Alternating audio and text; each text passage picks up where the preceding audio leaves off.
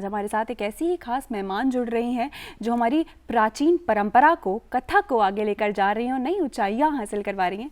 आइए मिलकर स्वागत करते हैं हमारी आज की खास मेहमान डॉक्टर रजनी राव जी का। आप कथक एक्सपोनेंट हैं। बहुत स्वागत है मैम। धन्यवाद।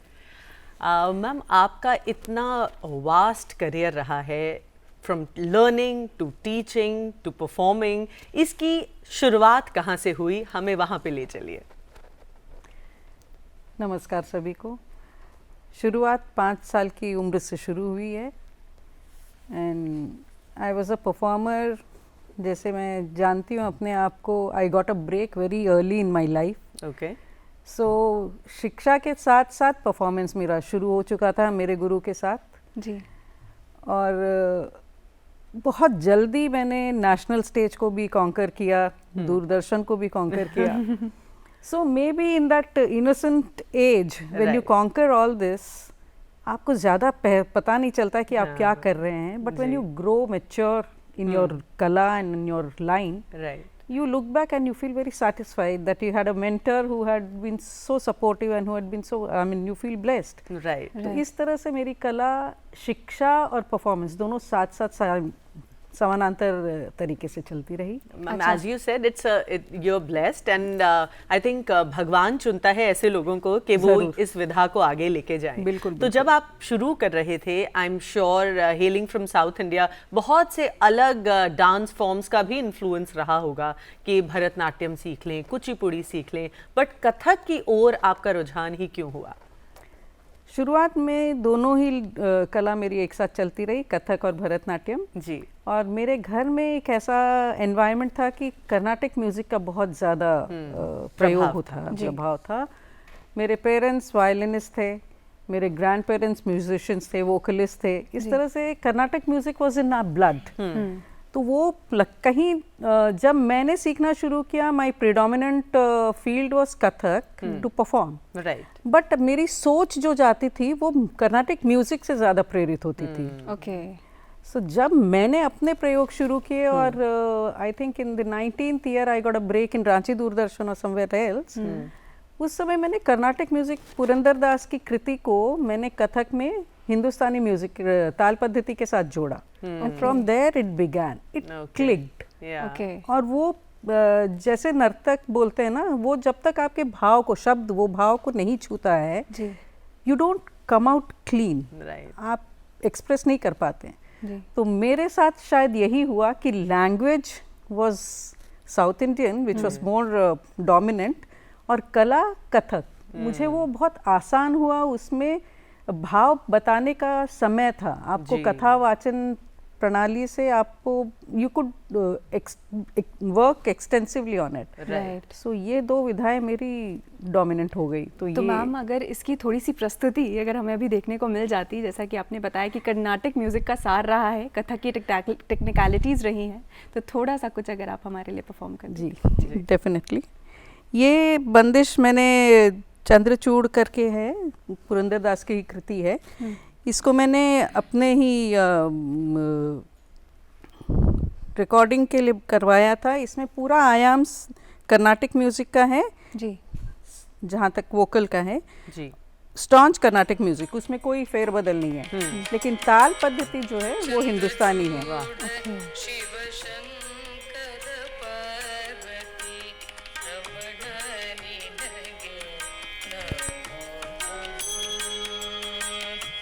Chandrachud the moon, the Ardhanarishvara,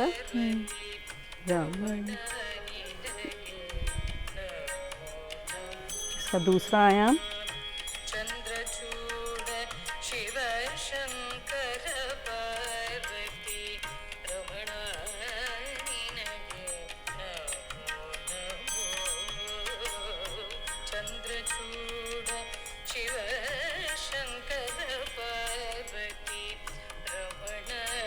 इस तरह से ये आसान हो जाता है, शब्दों को आप बहुत तरीके से इसको दिखा सकते हैं। बिल्कुल। जी। एक और चीज़ जो आप परफॉर्म कर रहे थे, मैंने देखा that you were constantly explaining कि आप क्या कर रहे थे। तो एक शिक्षक या टीचर देखने को मिलता है ऐसे, तो आपको क्या लगता है ma'am, in your career also आपने पढ़ाया है, बच्चों को सिखाया है, how does Indian classical music help children, students, not only as an extracurricular activity but also mentally to become strong, to become more one with themselves? As you were showing the first clip, Suvichar, then you spoke about the ecology Right. and mind. जी, I am working on a very latest topic, dance ecology. okay. Okay. And dance ecology is one which you were saying just now कि हमें प्रकृति को संभालना है। प्रकृति तभी संभलेगी जब इंसान संभलेगा, और इंसान को संभालने के लिए, उसकी प्रकृति को संभालने के लिए ये सारी विधाएं एक रास्ता देती हैं। जी। सो एज यू आस्क कि ये बच्चों को कैसे करेगा, my PhD was made on that only, Okay. And मैंने एक पूरा 1 महीने का मॉड्यूल किया which was based on NEP pattern. Okay. तो उसमें डांस के जितने भी कथक के एलिमेंट्स हैं उनको मैंने डिफरेंट क्लास लेवल पे डिवाइड किया, सब्जेक्ट के साथ कोरिलेट किया। Like for lower KG to class 2 जी। I gave them hastamudras wherein they had to only imitate as soon as the word was said. Okay. So that made them understand the sign language, how important the sign language. And these hastamudras were connected to the daily life things like brush karna, so that सूची हंसता, नहीं बोलना पताका हंसता, जल्दी आना again पताका हंसता। सो ये उन लोगों को मैंने किस तरह से एक्सप्लेन किया कि अगर आप पार्क में खेल रहे हैं और आपको कुछ ज़रूरत पड़ती है तो इस तरह के हस्तमुद्राओं का भी आप करते हैं, जिसका नाम आप नहीं जानते, वो डांस में वोकैबुलरी है। जी। So like that for literature, I gave them a topic. I had asked them to refer to these few books and give me their write-ups. They gave wonderful write-ups. So it opens the dance platform to them.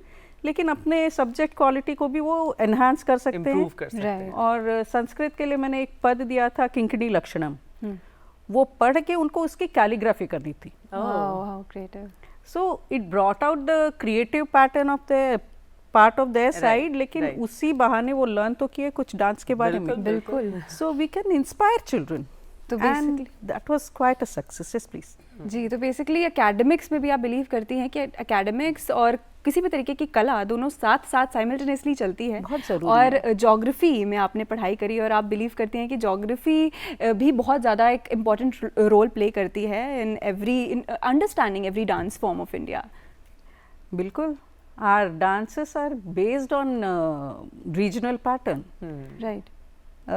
अगर कथक और मणिपुरी के बीच में ही मैं आपको अंतर बताऊं, कथक एक मैदानी इलाके का नृत्य है, मणिपुरी एक पहाड़ी इलाके का नृत्य है।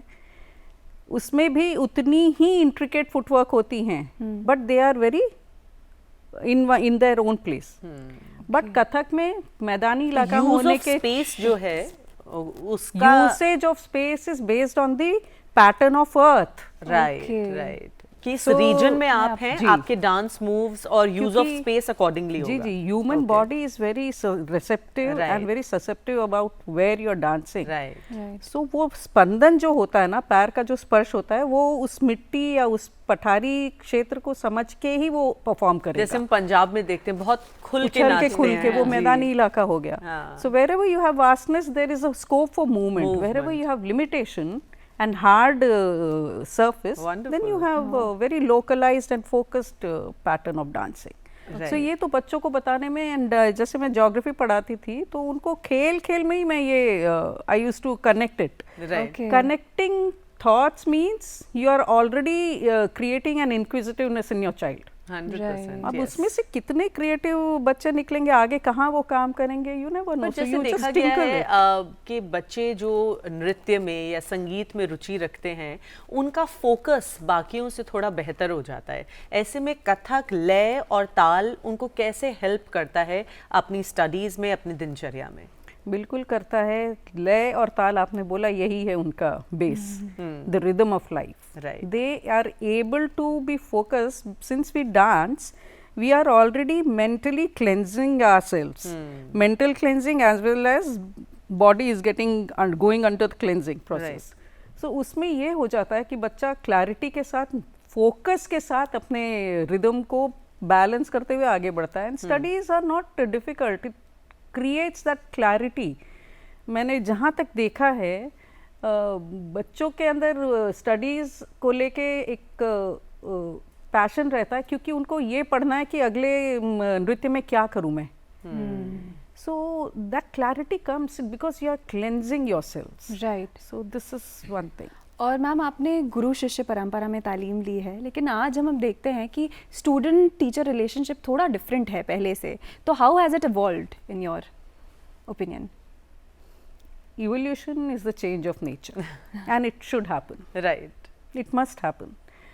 हम भी खुद सीखते हैं बच्चों से, हम अभी आपसे भी सीख रहे हैं.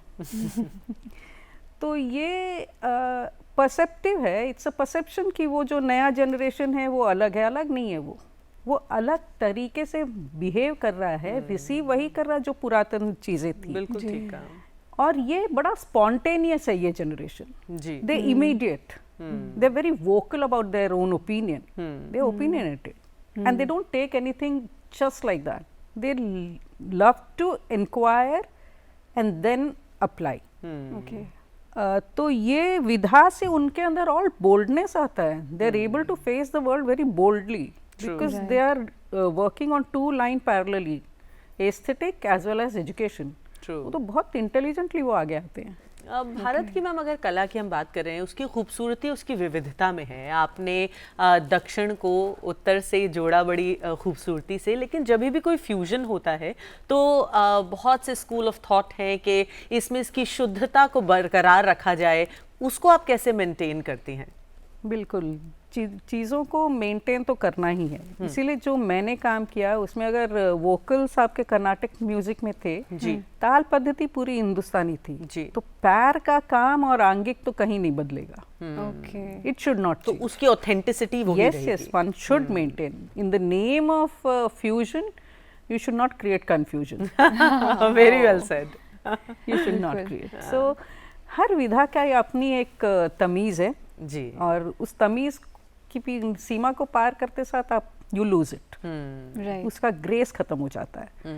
तो अगर मैंने उस कर्नाटक म्यूजिक को लिया तो दैट वाज माय बेस. मैंने उसकी शुद्धता को भी खराब नहीं किया, वो that was as it is. लेकिन चीज़ों को बढ़ाना है तो कुछ घटना नहीं चाहिए, शुद्धता तो बरकरार रहनी चाहिए. जी मैम, आपके परफॉर्मेंसेस की बात करते हैं. खजुराहो डांस फेस्टिवल, उसमें कला व वार्ता में जो आपने परफॉर्म किया है, तो किसी भी कलाकार के लिए खजुराहो डांस फेस्टिवल तो सबसे एक टिक लिस्ट में सबसे इम्पोर्टेंट होता है. तो वहाँ का एक्सपीरियंस कैसा रहा? अरे this is nice incident and it's a coincidence. ये लास्ट ईयर इनका 51st ईयर था of celebration. So they started 2 new chapters, कला वार्ता एंड लयशाला. सो लास्ट ईयर तो ये सिर्फ कला वार्ता था, इस साल उन्होंने लयशाला भी अप्लाई. कला वार्ता में था कि they will create lecdem by artist. Right. So I was the chosen few and the first one to conquer that stage and I am very happy. So वो लोग यूनिवर्सिटी से बच्चों को बुलवाते हैं. Oh, nice. So for many universities from Madhya Pradesh, Chhattisgarh, they invite and the students come and then there is a clear talk between the artists and the students. तो उसमें भी Gen Z था सामने. जब तक देख रहा था मैं भी, ऑफ कोर्स हम लोग जब स्टेज से परफॉर्म कर रहे हैं हम सबको देख पाते हैं. Right. हम एक्सप्रेशन समझ पाते हैं. तो उसमें से एक क्वेरी आई जो कि बड़ा रीसेंट टॉपिक ऑफ डिस्कशन है, एआई, यूज ऑफ एआई. जी. तो मैंने उसी पे कोट पे ख़त्म किया कि एआई से मदद तब लें जबकि आपका विचार पहले बन जाए. जी. उसके बाद आप उसमें कुछ भी चेंजेस करने की कोशिश करें, ना कि उनसे पहले पैटर्न ले लें. बिल्कुल. तो उनमें से एक बच्चा आया और उसने पूछा कि एआई नहीं यूज़ करना है मैम, ठीक है, लेकिन आप कह रही हैं ले भी सकते हैं, तो वो कहीं आपको शो नहीं करेगा. So very by chance once I had asked AI से जो भी डॉक्यूमेंट डाउनलोड होता है उसका क्या है, can someone scan that it's from AI, generated from it. Of course plagiarism is there.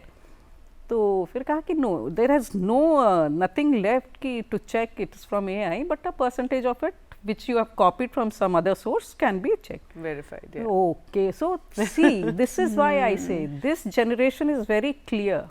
They are alert. आप जो कहते हैं ना, वो समझ के वो पूछते हैं. एंड हमारे के अंदर झिझक थी हमारे समय में. बट So, the मैम कला अगर वार्ता- झिझक की बात करें और आपने कहा जेन जी बिंदास होके खुल के बोलते हाँ, हैं, मैं जो तो मन खुश में हूँ है उनसे। वो प्रेजेंट करने में झिझकते नहीं हैं. उन जेन जी को जाते जाते आप क्या मैसेज देना चाहते हो कि अपनी कला को, अपनी तहजीब को कैसे संजो के रखें? Oh, rock the world. This is the only life you have got. और अगर आप कला में आ गए हैं तो you just live it, give it and do the best.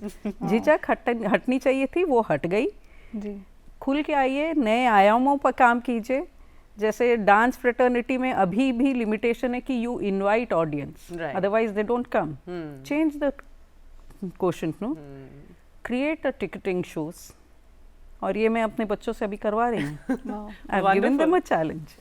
Ma'am I think what you are doing beautifully, क्योंकि आप जैसे गुरु जो आज के समय के साथ ढल रहे हैं खूबसूरती से, वो थोड़े से रेयर हैं. So thank you for being that for all your students and for us. Thank you for coming. Thank you so much.